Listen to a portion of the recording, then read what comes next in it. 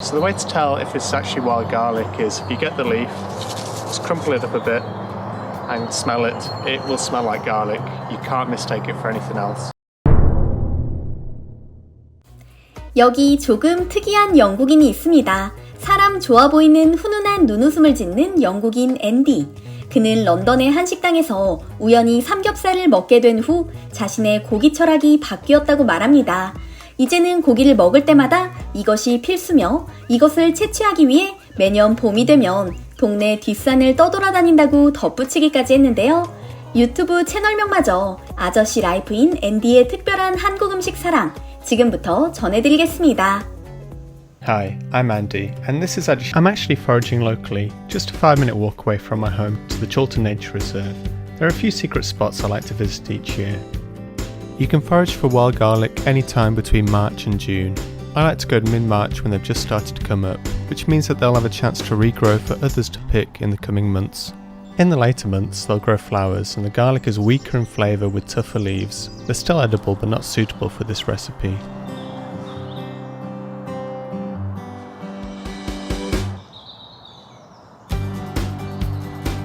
Wild garlic. Okay, so I didn't just stumble upon this by chance. I actually foraged here the year before, and when I came last week to check, there was still a lot of garlic. It looks like somebody's already been here though, and they've got all the best leaves, so I'm going to check out another spot. This is a new area I found last week. It's actually in plain sight, but it seems like no one's actually noticed. The only problem is there's a lot of people walking around me. Personally, I just want somewhere quiet and hidden. I don't really like people seeing what I'm doing with all this wild garlic. People think I'm weird. The leaves in this area are a little bit small for my needs, so I'm going to move on.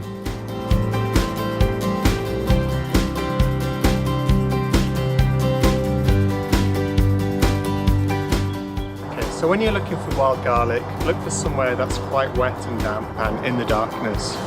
Wild garlic grows where it's a little bit dark.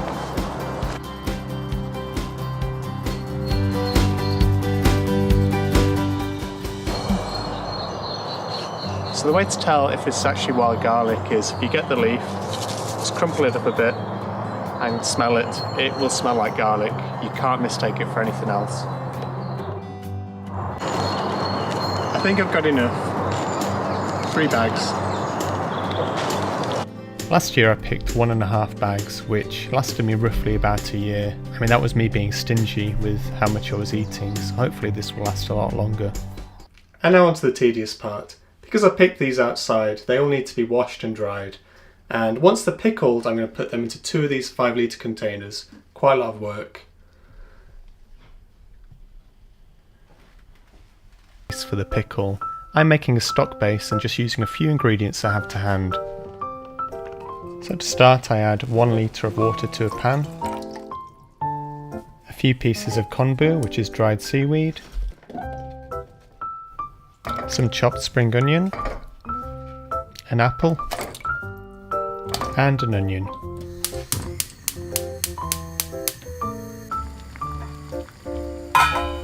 Bring the stock to a boil and reduce the heat. Leave it until all of the vegetables are soft. To make the base, pour 4 cups of the stock into another pan. Now if you're feeling lazy, you don't need to use stock, you can just use water. The end result will be fairly similar. Add 3 cups of soy sauce and 1.5 cups of sugar. Yes, I know there's brown sugar in there, but I ran out of white, so add 1 cup of vinegar and then put the pan on to boil.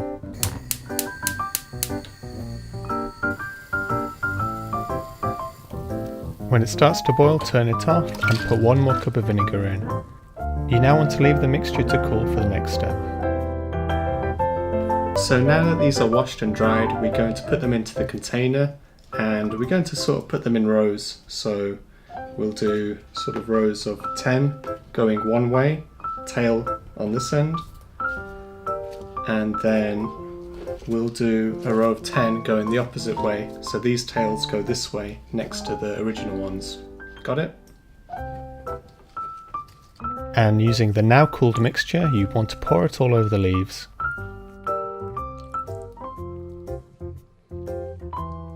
As you can see, not all of the leaves are above the mixture. What I'm going to do is I'm going to press them down with some of these plates and put the lid on. What you want to do now is you want to leave this for 3 days. Leave it outside, don't put it in the fridge yet. After the 3 days are up, you want to take the mixture out of the containers and reboil them. You're basically repeating the last process.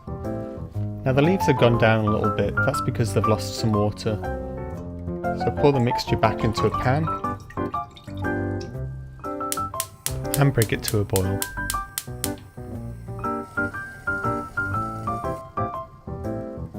After the mixture is cooled, refill the containers and put them in the fridge. You can start eating these after a few weeks. The longer you leave them, the better they get. Finally, it's been a long day, but what better way to end it than having some wild garlic from last year. So if you look, this wild garlic is kind of dark compared to the one from earlier. It's a lot, what would you say? It's got a lot more flavour.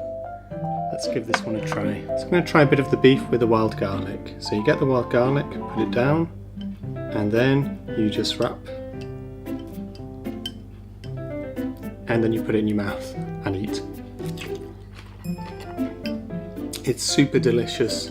The meat is nice and salty and it's got some seasoning, but you wrap the leaf around it and it's a really sort of, I don't know, it's a sort of contrast. It's a little bit of a sharp taste and maybe a hint of the garlic taste. It's really nice. Please try it. Let's have some pork. Just wrap that up.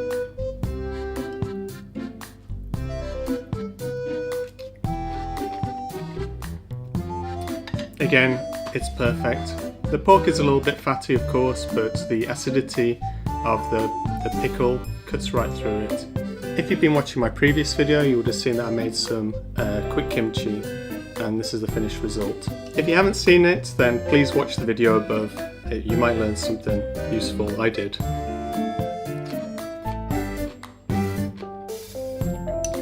It's really good with grilled meat. Please try. So no Korean meal is complete without a bit of soju. This one's a grapefruit soju. 재밌게 보셨나요? 실제로 한국에서도 명이나물은 삼겹살을 비롯한 고기의 단짝으로 손꼽히고 있죠? 명이나물은 특유의 마늘 향과 함께 새콤달콤한 간장 맛을 품고 있어 고기의 느끼한 맛을 단번에 잡아주는데요. 산나물 중 마늘향이 난다고 해서 산마늘이라고도 불리죠. 맛만 좋은 것이 아닙니다. 명이나물은 미네랄과 비타민이 많고 살균 작용이 있어 원기까지 북돋아 주는데요. 항암, 동맥 경화, 피로 회복, 스트레스, 면역력 증대에 탁월한 효능을 지닌 것으로 알려져 있습니다. 몸에 좋은 것은 명이나물뿐만이 아닙니다. 곰취나 고사리, 냉이 등 잎부터 뿌리까지 활용해 볶고 데치는 등 한국인이 산나물을 먹는 방법도 다채로운데요. 우리 조상들은 산나물의 맛과 효능을 어떻게 알고 식생활에 접목시켰는지 신기할 따름입니다. 이런 한국인의 지혜에 감탄하며 따라하는 외국인들도 하나둘 늘어가는 추세인데요. 한국인의 지혜가 전 세계에 널리 퍼지길 기원하며 오늘은 여기서 인사드리겠습니다.